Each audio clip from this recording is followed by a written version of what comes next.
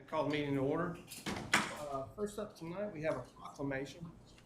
This is Opioid Awareness Month. And as such, Jackson County is prepared to make this proclamation. Declaring September as Jackson County Opioid Awareness Month, whereas the disease of substance use disorder and overdose deaths pose a threat to the life, health, and well-being of Jackson County residents and family units, and whereas 18 Jackson County residents lost their lives to opioid overdoses in 2022 alone, and whereas Jackson County has a higher rate of medication and drug overdoses deaths and opioid-related deaths when compared to the state ratio in 3 of the 4 surrounding counties. And whereas the opioid epidemic has contributed to a rise in serious and costly health consequences and a significant number and rate of hospitalizations associated with drug withdrawal in newborns and a high number of children in foster care. And whereas a lack of behavioral health services, treatment facilities, and harm reduction measures in the region leave residents and families without access to resources for help. And whereas substance use disorder and overdose deaths cause pain, suffering, and loss to individuals, families, and communities across all demographics, regardless of socioeconomic status, that can never be measured. Now, therefore, be it resolved by the Board of Commissioners of Jackson County that September is Jackson County Opioid Awareness Month, adopted the 15th day of August, 2023. Is there a motion to adopt this proclamation? I make a motion to approve. Is there a second? Second. All those in favor? Aye. Opposed? None. Tonight we have Anna Lippert from Deputy Health Director. Anna, you come up and accept this proclamation.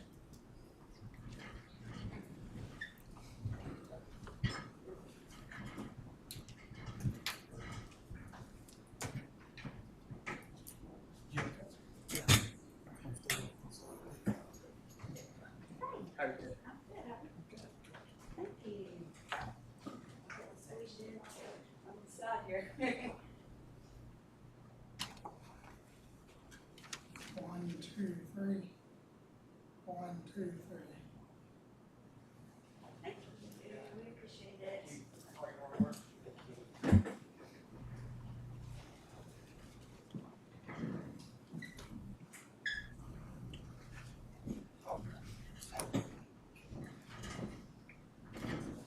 Moving forward,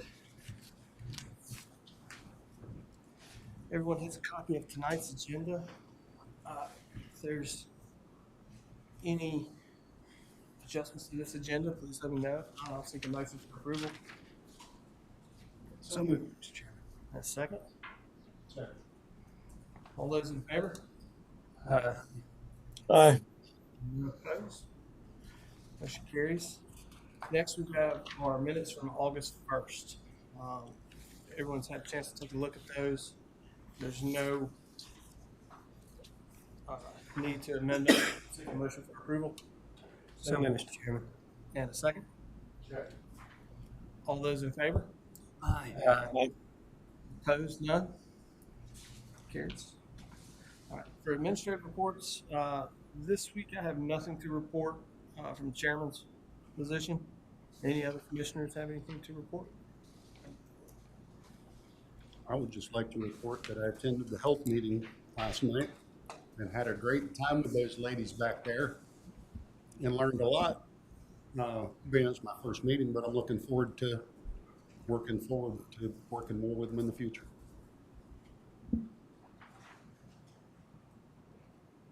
No other commissioners have anything? I'll turn it over to Mr. Adams, County No Manager. report today, Mr. We do have some people signed up. Okay.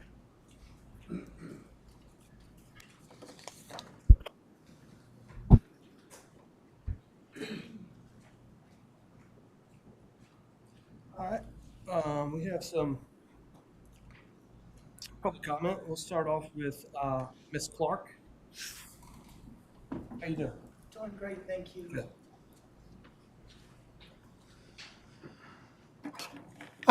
My name is Claire, and I'm here to demand accountability from the public institutions of this county. I am not from Jackson County, but I love this community. I have many friends here. I've supported community organizing here for years alongside my comrades in the Party for Socialism and Liberation. And I volunteer here with Cornbread and Roses to help with food distribution. I've spent a lot of time in Jackson County, and as a queer trans woman, never felt anything but loved and welcomed by the people of this community. Sadly, an incident that occurred on Sunday night at the library here in Silva has forced me to question whether that will continue to be the case in the future. Several individuals spouting anti-queer bigotry tried to enter an event hosted by Silva Pride with the intention of disrupting the event and subjecting organizers and attendees to harassment and intimidation. This is part of a nationwide pattern of increasing and increasingly violent attacks on LGBTQ people in our communities by legislatures and vigilante supporters of far-right politics alike. I condemn this bigotry and hatred, and I call upon this board to take a public stand and condemn it as well. But what's even more troubling are the actions of the Jackson County Sheriff's Department, Sheriff's Office, and Sheriff Doug Farmer. Despite the presence of JCSO on the scene and the obvious hostility and menace from the people seeking to disrupt the event, it was left to community members to prevent their intrusion into the event space. When deputies finally moved tepidly to do their job, their concern was for the property rights of the building, not the rights of dignity and safety of the queer people and allies inside. Sheriff Farmer, meanwhile, expressed support for the anti-LGBTQ views of the little knot of bigots that came to deny queer people the right to gather together and celebrate the struggle our elders waged for queer liberation. Now, Doug Farmer is entitled to his opinion, just as the next person is, but public safety is only possible when it rests on a foundation of public trust. That trust must extend to the whole of the public, not just the parts of it that benefit from the exploitation and oppression of others. For members of the queer community, Sheriff Farmer's words cannot help but call that trust into question, especially in light of the long history of homophobic and transphobic violence that have been inflicted on queer people by law enforcement in this country. So tonight I call on Sheriff Doug Farmer to work to restore that trust. He can start by apologizing to the queer community and the organizers and attendees of Sunday's event. And finally, I call upon this board to help hold Sheriff Farmer and the Jackson County Sheriff's Office accountable to all the people of Jackson County. Thank you, sir, so much for your time. Thank you. All right. Next up, we have Mr. Mann.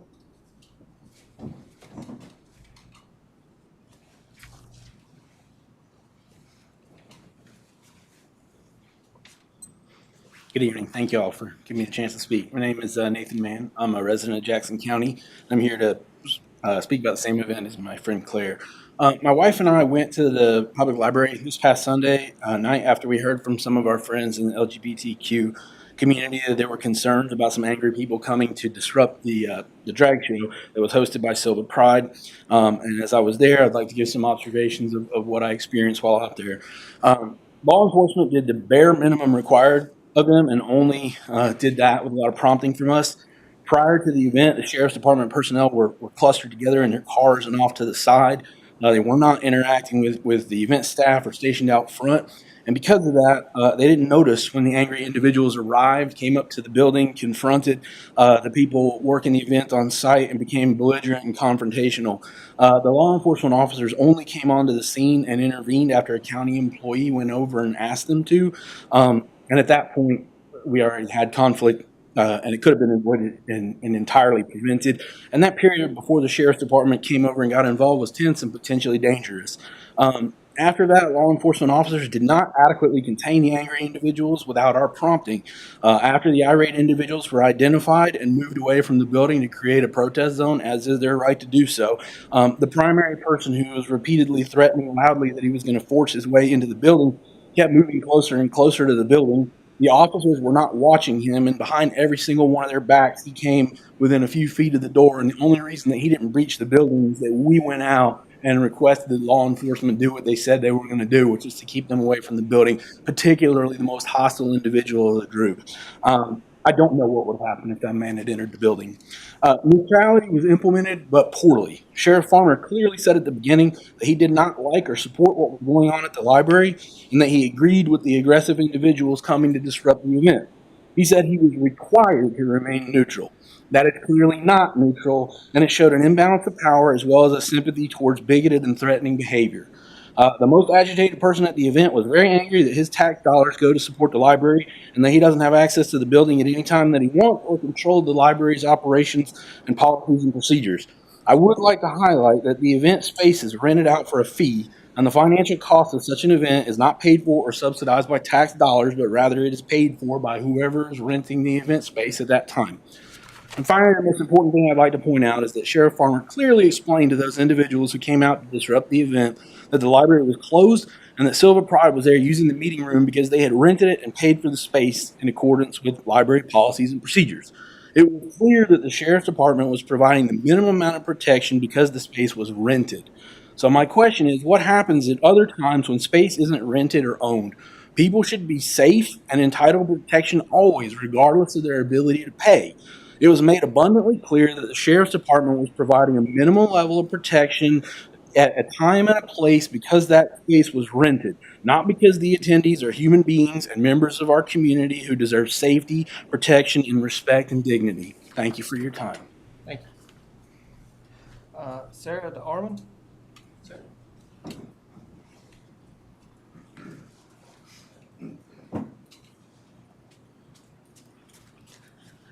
Hello. My name is Sarah DeArmond, and I'm a resident of Cullowhee. I'm also a lesbian and part of the queer community.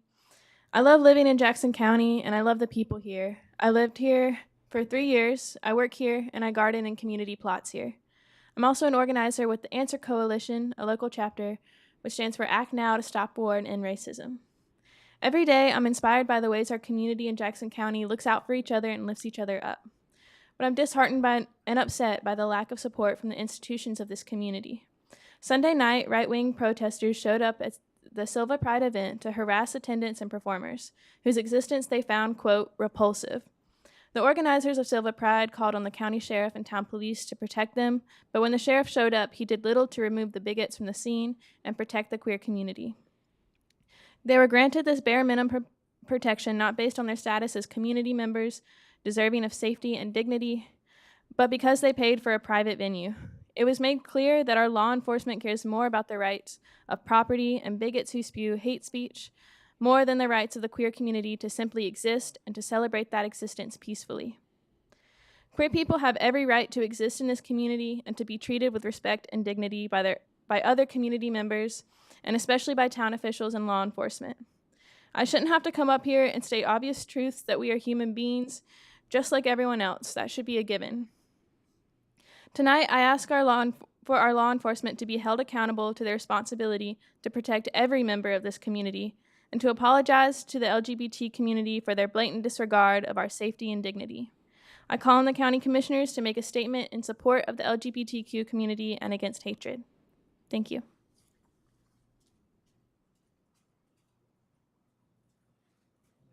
Keith Blaine?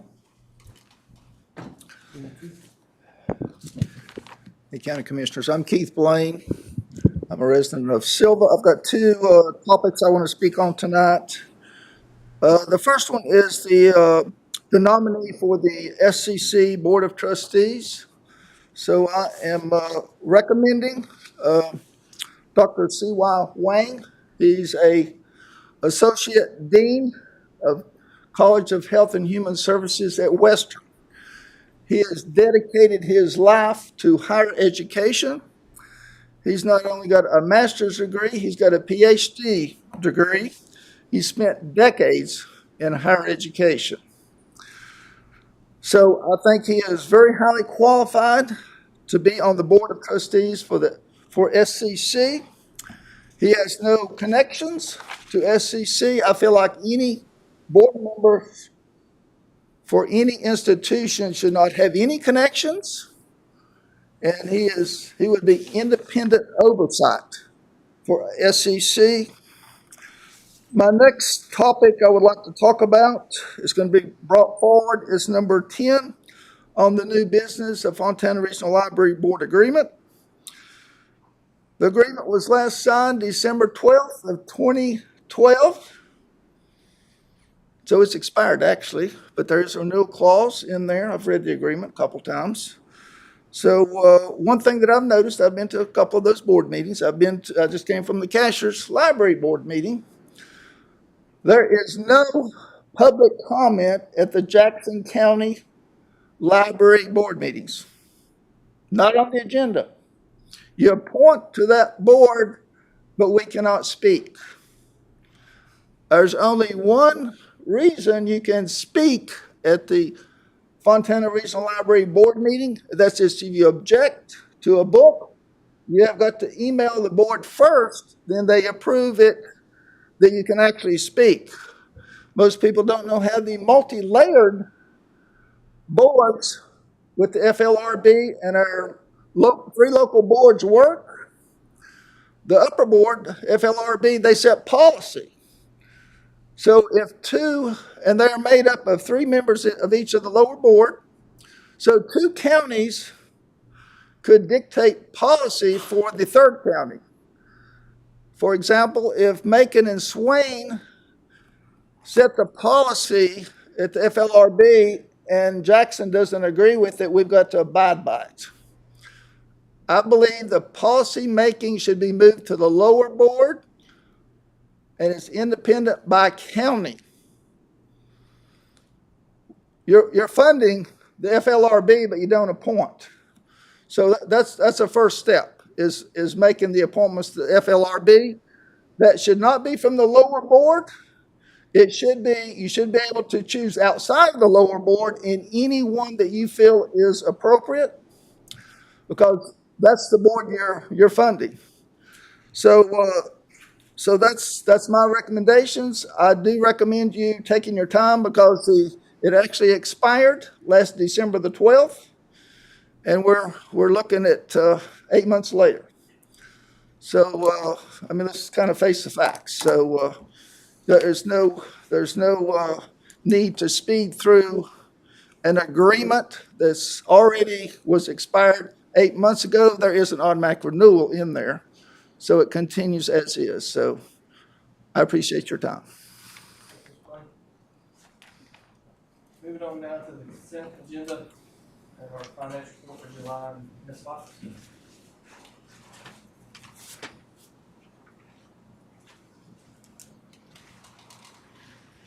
Good afternoon.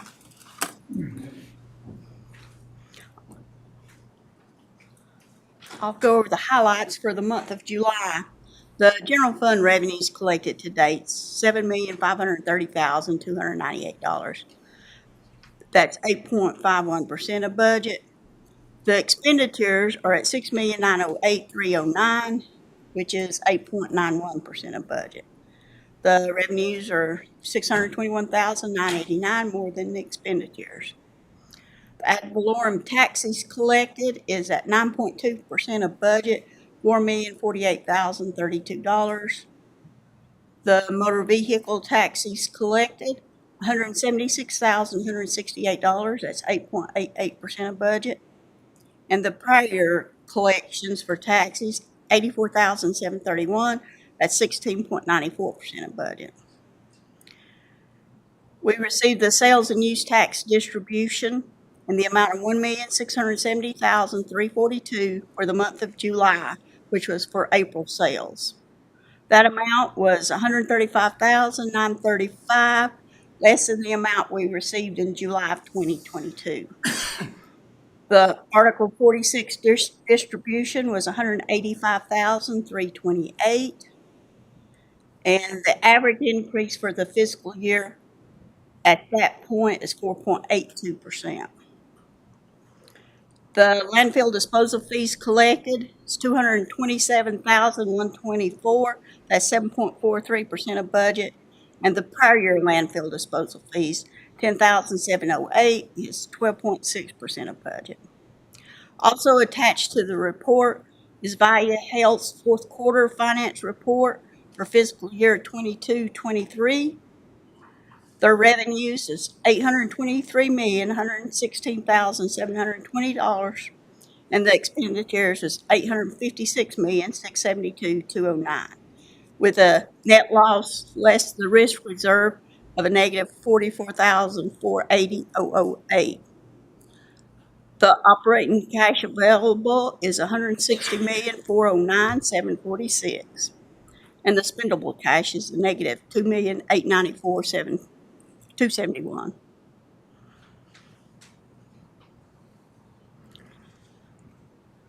The growth revenues for July, at this point, they're all just a little under the average for the month.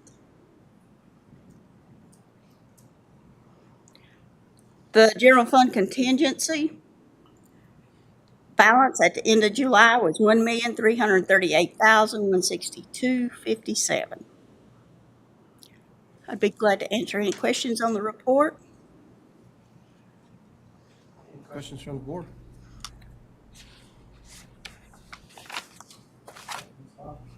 Okay. Is there a motion to approve the financial report for July? So moved. Second? Second. All in favor? None opposed? Motion carries.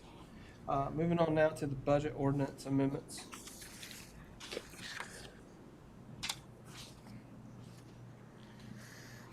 I have two budget amendments for today. The first one's general fund. It's an increase of $60,700. There's a Dogwood Health Trust grant, $20,580. A WNC Health Network grant of $20,000, and insurance settlements of $20,120. The second amendment is for the Economic Development Fund. We have a Dogwood Health Trust grant of $63,500. That's for the planning for housing.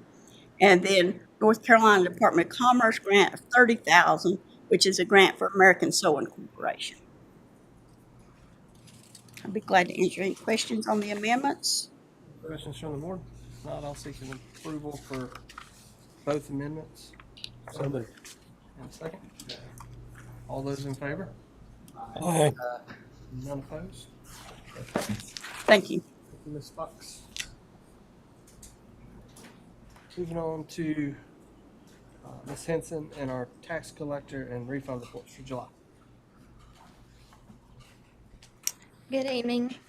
For the month of July, the current taxes collected were $4,253,118. The delinquent taxes collected were $141,589. The total for the month collected was $4,628,155.03. There were refunds of $1,285.99 and releases of $1,261.77. Any questions for that one? Questions from the board? Is there a motion to approve? And Second. all those in favor? Aye. None opposed? Going now to the tax settlement report from February 1st, 2022 through June 30th, 23. Okay, so the 2022 settlement report for the general taxes, there were charges and credits of $43,616,284.07. Of that, the uncollected was $335,498.81. The tax collection rate was 99.23%, which was up 0.29% from last year. The delinquent taxes, charges and credits were $1,404,066.68. $659,609 of that is uncollected. Solid waste fees were $2,990,286.08. $68,161.91 was uncollected. The delinquent solid waste fees were $160,764.78. $71,966.84 was uncollected. And the delinquent motor vehicle taxes were $24,169.34 with $11,061.35 uncollected. Any questions? There, motion for approval for the tax settlement report. So moved. And second? All those in favor? Aye. None opposed, passes. Moving on now to Mr. Weatherford and Medicaid expansion.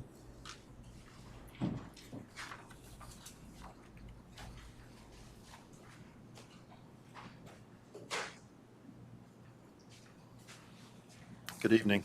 You can. So here we're looking at a proposal that's looking at the funding we are receiving from the state as part of the bill of Medicaid expansion that passed and Governor signed into law back in March. This funding is included to help with the startup costs of expansion and what that means to our staff and our caseloads. So the CCU funding you see there is a one-time equipment purchase funding that's tied to expansion. And this will enable us to purchase the office equipment, computers, telephones, things like that we need to get things set up for new staff. And then the E&E gap, which is enrollment and eligibility gap funding, that is for staffing. And it was they came out with a way to sort of calculate what 5 months worth of funding would be from May until October, when hopefully the budget passes and the rest of the funding that's coming down from the federal government will kick into the state, will take over. So they calculated a 5 month allotment that we would receive as a one-time disbursement until October, when if the budget passes and gets signed into law, then there'll be a monthly recurring allotment that we get from the state to help ongoing support those staff for the next several years, I believe is how that's supposed to be coming out. So it's all tied to the signing bonus or whatever they're calling it, with the state signing up for Medicaid expansion that comes in through federal dollars. So we're looking at how much staff we're going to need and what our caseloads are going to be. The salary expenses for that are going to be for 4 additional income maintenance caseworkers and 1 additional income maintenance casework supervisor. And that shows the monthly expenses, and those all the equipment that we're going to need is going to fall within that allotment that we're getting, and all the staff expenses that we're going to have are going to fall within the funding we're being provided by the state. So at some point, when this federal funding runs out, it'll be at least 2 or 3 years down the road, then the county will absorb the 25% cost of those positions. But until then, that part will be covered through the expansion dollars.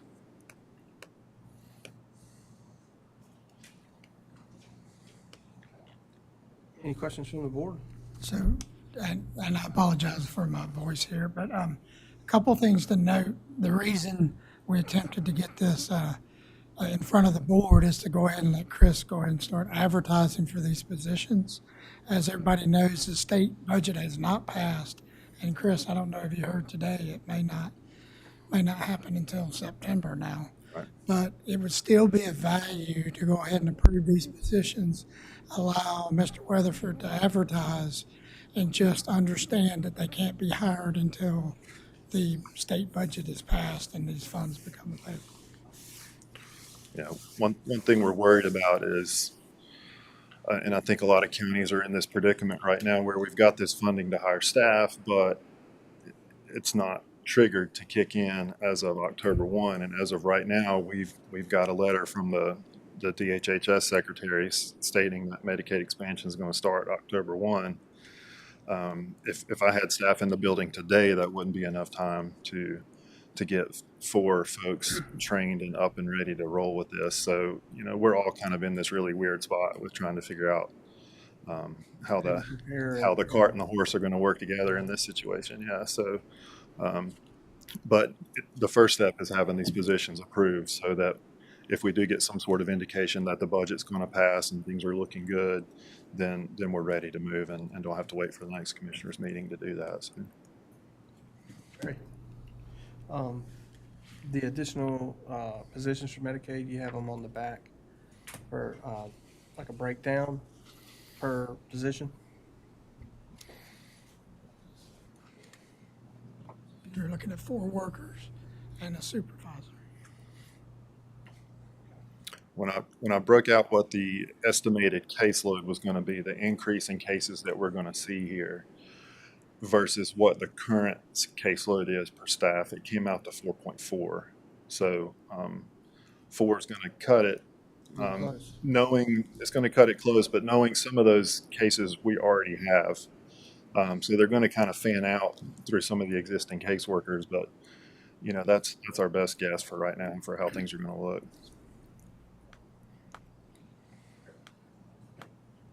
Additional questions by the board? If not, seek a motion for approval. So moved, Mr. Chairman. And a second. Madam Clerk? Commissioner Smith, Yes.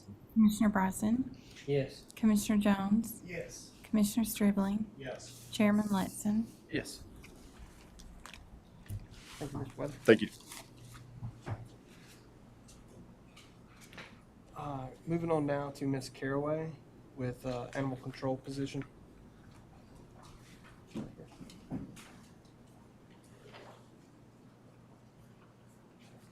Good evening. Good evening, Commissioners. Thank you for letting me have a minute to talk about an animal control position. Great news is it doesn't cost any money. So, yeah, I'd like to start out with it. But in our 23-24 budget, we were approved for 1 new position for animal control. And the reason I'm standing before you today is that while we greatly appreciate the allocation of a position, it was classified as an animal shelter attendant. And after we got that, in hindsight, we realized that posed a problem because this job position limited what that position could do. And we're understate personnel. We cannot really tweak job descriptions. So the problem with the shelter attendant is the particular job description limits to just inside the animal care center, so at the rescue center. So my request is that we can reclassify this position to an animal control officer trainee.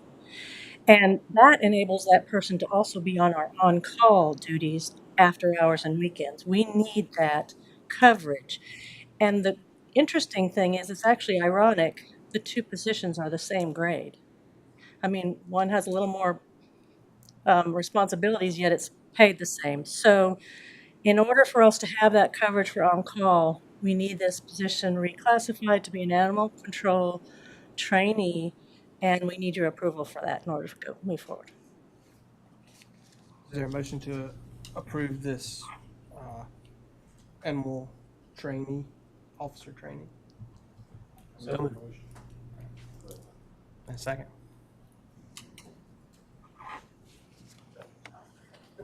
Madam Clerk?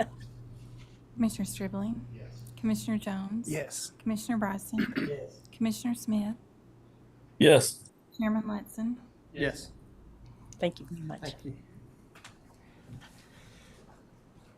Moving on to Ms. Alm and Transit 5310 and 5311 program grant. Looking to set a public hearing.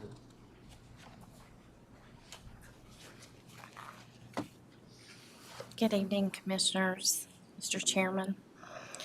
So the purpose of my request tonight is to ask to hold a public hearing for the fiscal year 2025 Community Transportation Program grant applications, and that would be for the meeting September 19th at 6:25 p.m.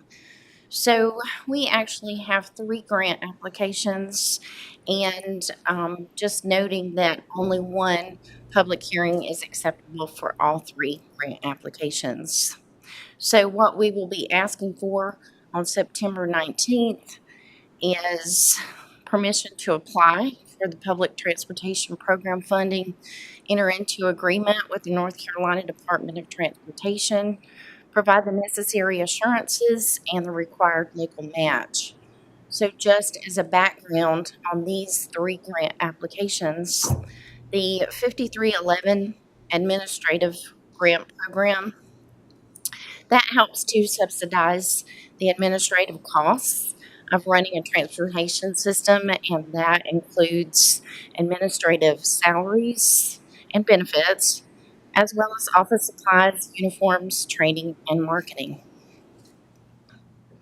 The 5310 Operating Grant Program, that helps to support transportation operating costs for the elderly and individuals with disabilities. And then the last grant program, that is the Combined Capital, and that allows community transportation systems to apply for funding to maintain a public transportation system fleet and other capital needs. We will be asking for 3 replacement vehicles, lettering and logos for each vehicle, 1 propane conversion, and a 6-camera surveillance system. So all those items, all vehicles and surveillance equipment are being requested due to having met the end of their useful life, and they meet the minimum requirements for the North Carolina Department of Transportation, IMD. Joe, just letting you know what those amounts for all 3 of those grants are. We'll be asking for a total amount for 5311 administrative at $212,321 with a local share of $31,849. And the capital line item, the total amount we'll be asking for is $239,174 with a 10% local match of $23,918. The last one, 5310 operating, the total amount of the grant would be $150,000 with a local match of $75,000, which is 50%. So the total project request is $601,495, and the local match that we're responsible for would be $137,000.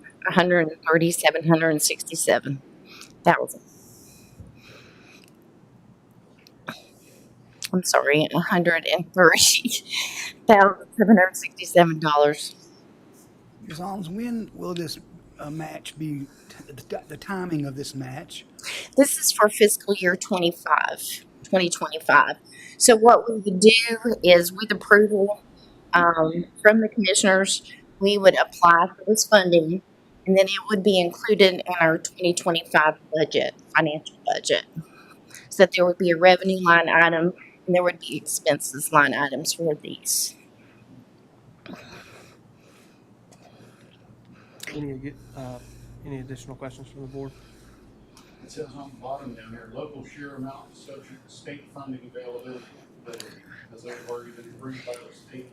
This is, in the past, they have not always guaranteed. There was only 1 year of this where they wasn't able to guarantee that state funding availability. Now, for the administrative piece, that would be 5%. And for the capital piece, that's 10%. And then 5310 is federal only. So, in the past, there was 1 year where we weren't able to get the state funding and had to include that as our local match, as our local share. So it would have been a total of 20% for the administrative. So we have to make that notation that the local share amount, it is possible we may be responsible for that state share. But that's only occurred once.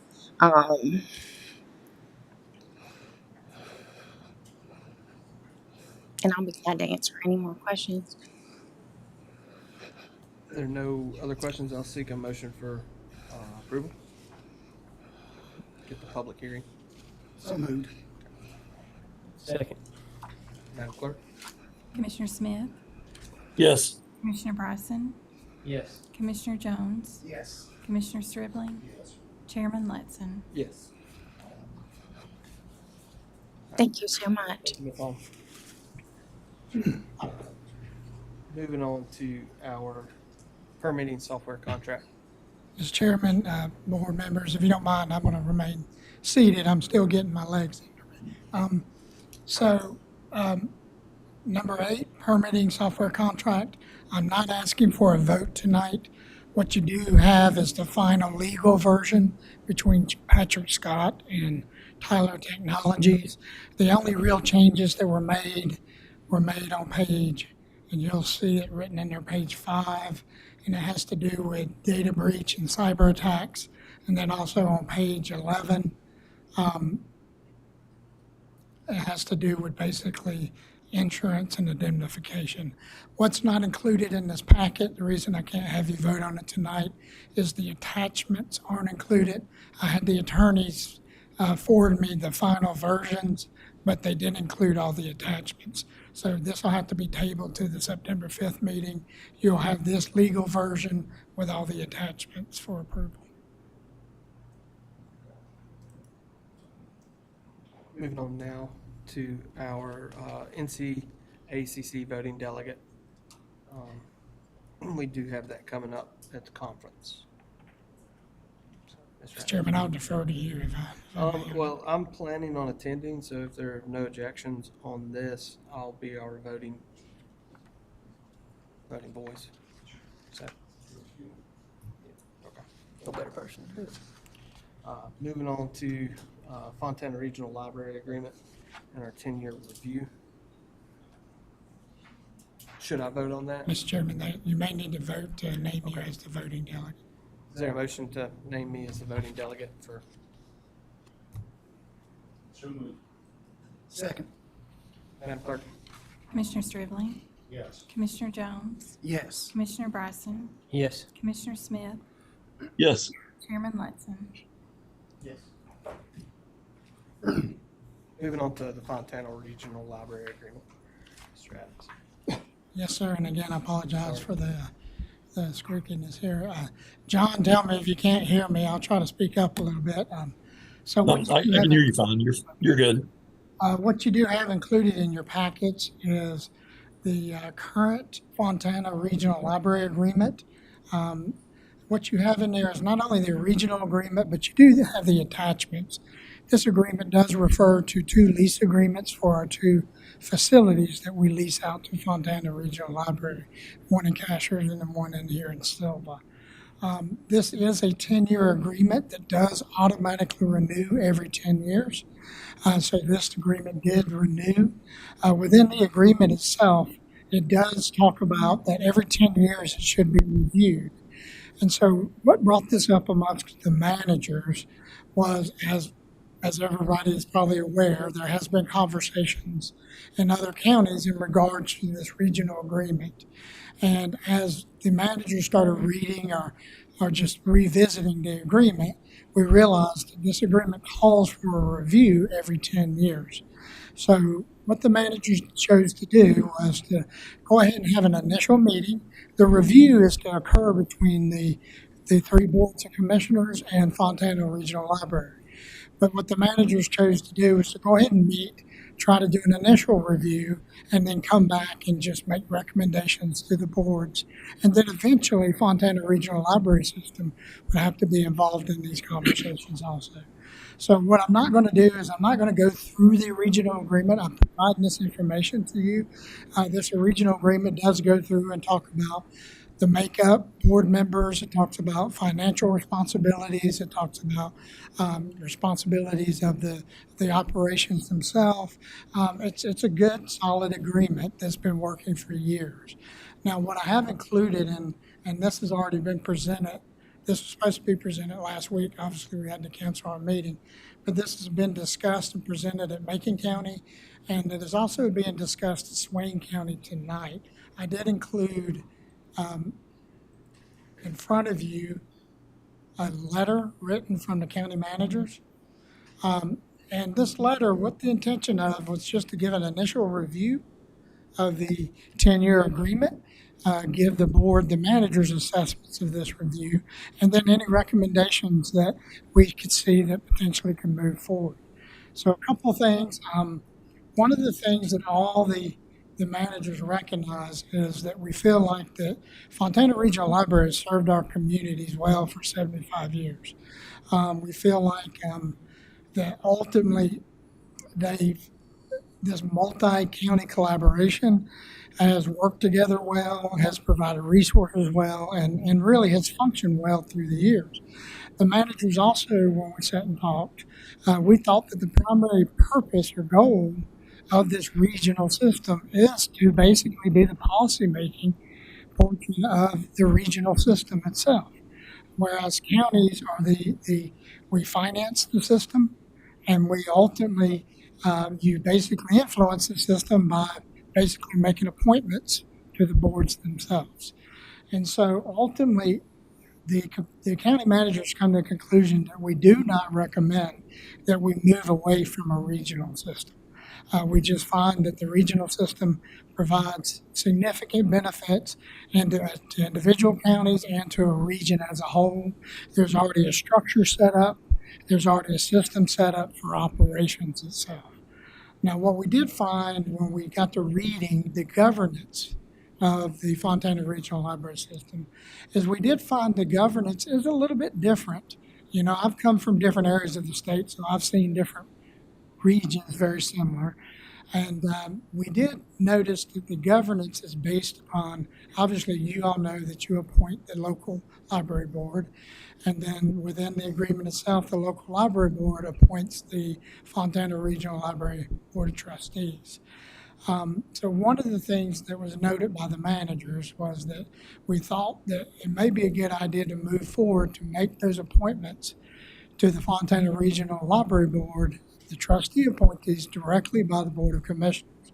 And if you can see, what this isn't intending to change the system. It's not intending to rewrite the entire regional system. What it's intending to do is to basically make a more direct connection, I believe in the letter, there's quotes. We believe this direct connection between the local governments who are responsible for creating and funding the multi-county library system and the policy-making body for that system will be more reflective of the elected bodies. So ultimately, there's always conversations. Let's just go outside of the library. You could talk about planning boards. You could talk about multiple boards that this board makes appointments to. And there's always conversations about who should those appointees be and should those appointees be reflective of the governing body. That is not a new conversation. So ultimately, what we felt is that if the commissioners, the three boards agreed, and then obviously Fontana Regional Library would have to be involved, that the only recommendation that we would make is to potentially change the governance structure of how those appointees are made. Now, this is on the regional system. It doesn't stop each local county from deciding on how they're going to pick those people. For example, I know of other regional systems where the commissioners actually appoint the trustees, but they have internal rules that they only appoint them from the local library board. There's all sorts of internal rules that each county could put in themselves, but it's up to those counties versus making it a regional rule that the local library boards actually make the appointments themselves. And the only reason we point this out is we just believe that this change could basically just make potential more reflective of the elected bodies at the time. It's not being proposed for a wholesale change. It's not being proposed necessarily. There are people who are appointed to the Board of Trustees now that are filling out terms. So the discussion would be how would this eventually transition over to that. But other than that, for the most part, managers, we all agree that the regional system is a valued system. They have experience in running libraries. Right now, county governments do not. None of us as individual county governments have direct experience in running library systems themselves. So we try to recognize the value of the experience there of just the regional system in existence of actually running the library. Again, so the only change that we are proposing out there would be potentially of how the governance eventually transitions to be a more direct appointment from this board versus being an appointment from the advisory board itself. Other than that, we found really no other real issues with the regional agreement itself. At this point, I know it's been presented to Macon County, and although I think it's read in the newspaper that they've made a motion, I spoke to the manager, and at this point, Macon County, at least from the manager's perspective, has not made a definitive statement that they agree with this recommendation or not. I do also know that this is being brought before Swain County tonight, and maybe we'll get a little bit more direction. From the manager's perspective, if the three boards wish to move forward with this type of conversation, then we would propose that we would sit down with Fontana Regional Library and talk about how we would proceed forward with the amendment. But then also I want to point out too, this would require local amendments for us because we have local, not only that we have the regional agreement, but we have a local agreement on how our local board is comprised. And so that would also require a little bit of amendment going through the local boards themselves. So, Mr. Chairman, that's my report in regards to moving forward and at least the manager starting this 10-year review as required by the agreement itself. Are there any questions from the board regarding one, the letter, but two, the governance of Fontana Regional Library? Well, I think we need further discussion before we do anything in support of this, and more study on what the actual agreement is right now. So maybe we could table that until another meeting before we make a stand on it. Okay. I agree. So there's a motion. Is there a motion to table this for further review? So moved. And a second? Second. Madam Clerk? Commissioner Smith, Yes.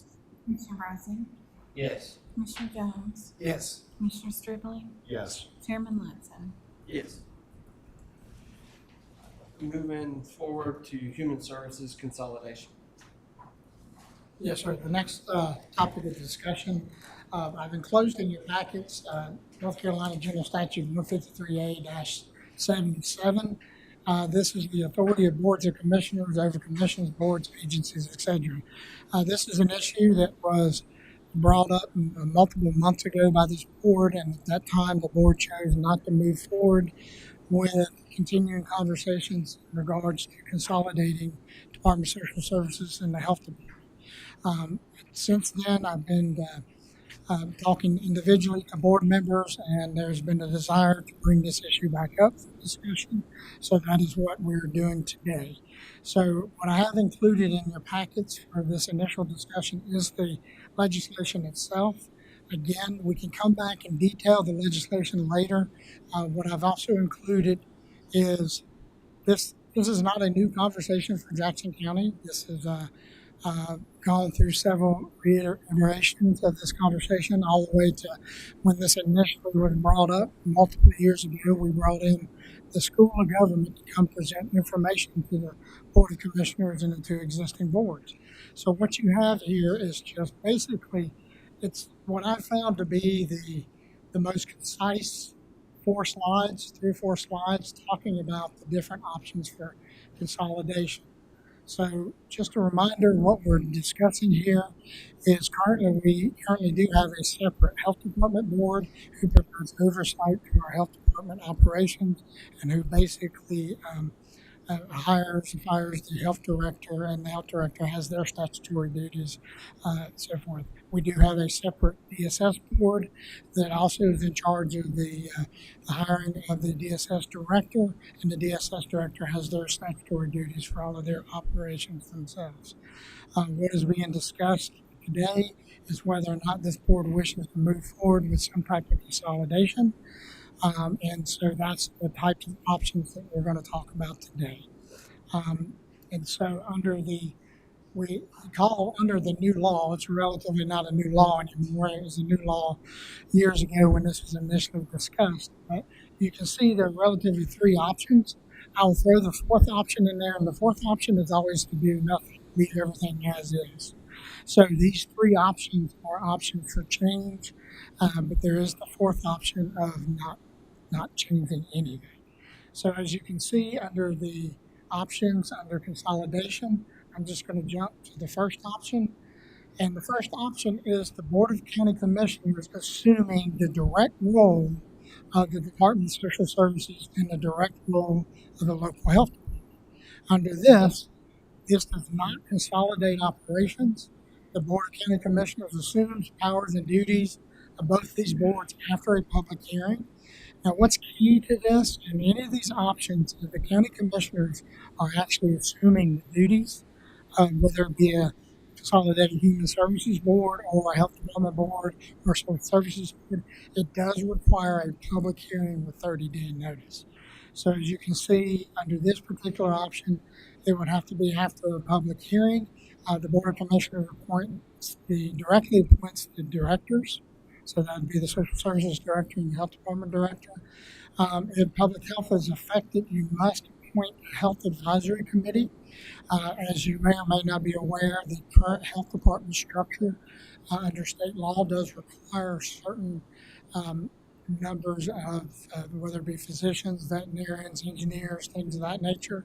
And so if you choose to take over the role of the Health Department Board, then you would be required to create an advisory committee that's comprised of very similar individuals under that scenario.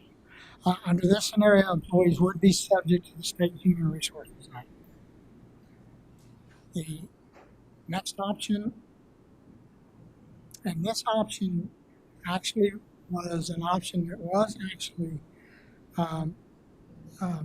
performed by Jackson County and then actually undone in the last several years. This is where the Board of Commissioners would create a Consolidated Human Services Board and appoint a Consolidated Human Services Board. The manager appoints the Consolidated Human Services Director with the advice and consent of the board.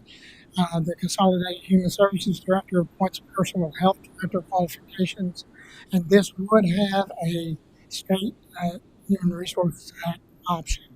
Now, the way the law reads is you'd actually have to choose to remain in the State Personnel Act. So it's not if you go back and read the statute, it basically states that if you wish to remain, if you chose this option to remain under SHRA, then your resolution, creating resolution, you'd have to choose to do so. This particular option would require the creation of a CHS board, and that board would have to be created from, you'd have to select from recommendations from the existing DSS board and Department of Health board. And that is actually what had occurred several years ago in Jackson County. The option 3 is the Board of Commissioners becomes the Consolidated Human Services Board and becomes direct oversight over the Consolidated Human Services Agency. As you can see, the Board of Commissioners creates a board and assumes powers and duties after a public hearing. And again, just remember, anytime the commissioners are taking over these duties directly, it does require a public hearing. The manager would appoint a CHS director with advice and consent of the Board of Commissioners acting as the CHS board. The CHS director appoints persons with health director qualifications. In any of these scenarios, just so everybody knows, there are certain qualifications that a health director has to have. And so all scenarios require that somebody who provides oversight of the health department have those qualifications. So as you can see, the CHS director appoints persons with health director qualifications, and then the State Human Resources Act will be an option. If the agency includes public health, we also must appoint an advisory committee. And so, again, this is a real quick, it is the fastest summary of the multiple options that I can come up. This was actually created by the School of Government. And Mr. Chairman, I'll turn it back over to the board for general discussions about next steps, if there are any. Are there any questions by the board regarding these options? I don't really have any questions. My option that I prefer and always has been is option 3.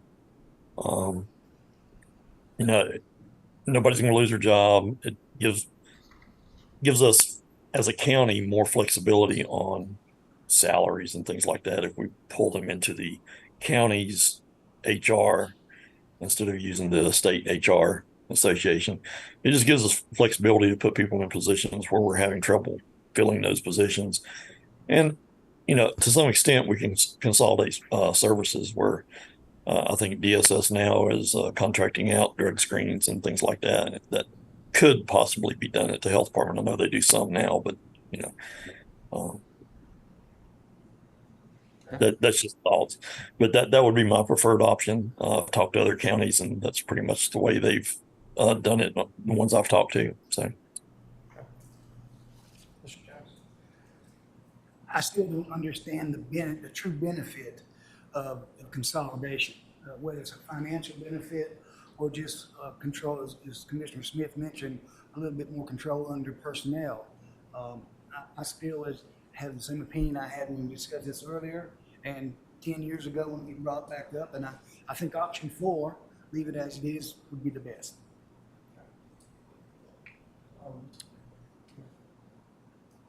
Mr. Adams, did you say that all 3 options, they will all have a advisory board? Is that right? Yes, sir. If you're impacting the health department board, then you would have to have a health department advisory board. Right. Yes, sir. So, and essentially, any of these options, move forward with any of these options, nobody would be affected. Of course, we'd have to reappoint those folks to the advisory board. So, I'm open to moving it to a public hearing to see what the public has to say and go from there. Is there a second, or anyone else need to discuss? Is there a second to move forward? Or? No. Second. Madam Clerk? Commissioner Stribling? Yes. Commissioner Jones? No. Commissioner Bryson? Yes. Commissioner Smith? yes. Chairman Watson? Yes. Okay. So can I make sure the vote on that? Was it? All right, so Mr. Chairman, what I'll do is it does require a 30-day notice. And so when you sit and look at the timing of everything, it'll end up being more than likely the 1st of October for the public hearing itself. But I'll have to go back and look at the dates because what I'll end up doing is it is a standard paragraph. I'll use the same information that we've used previously, and it really is a very simplistic public hearing notice. It's basically stating that you all are considering consolidation. And I'll make sure that I have the 30-day notice requirement in there for, and like I say, I have to go back and look, but I do believe that that'll end up, because it'll end up missing the 19th. And so I think it'll end up putting you to October 3rd.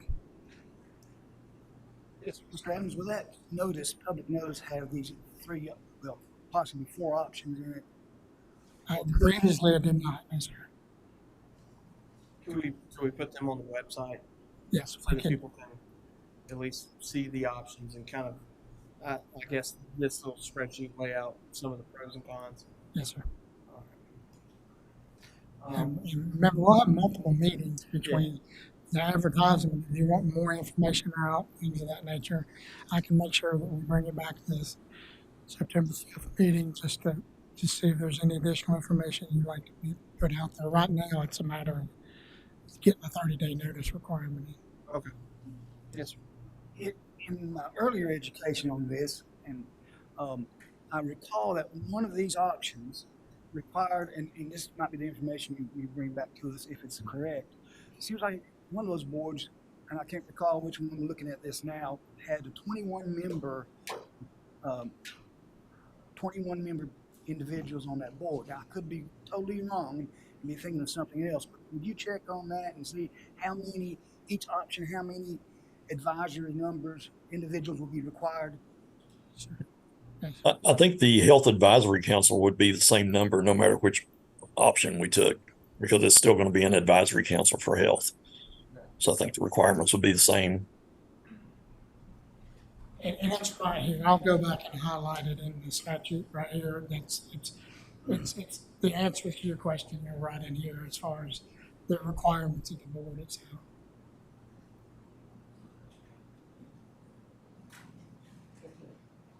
Moving on now to our appointments. We've got Southwestern Community College Board of Trustees appointments. There are two. One is from Macon County, and we are still waiting on confirmation as to if they reappointed Mr. Rogers or not. We haven't received any paperwork on that. So, and then we have a vacant position from Jackson County Commissioners to fill the unexpired term of Mr. Davidson. We've had 4 applications for this appointment. We've got Mr. Wang, Dr. Wang. We've got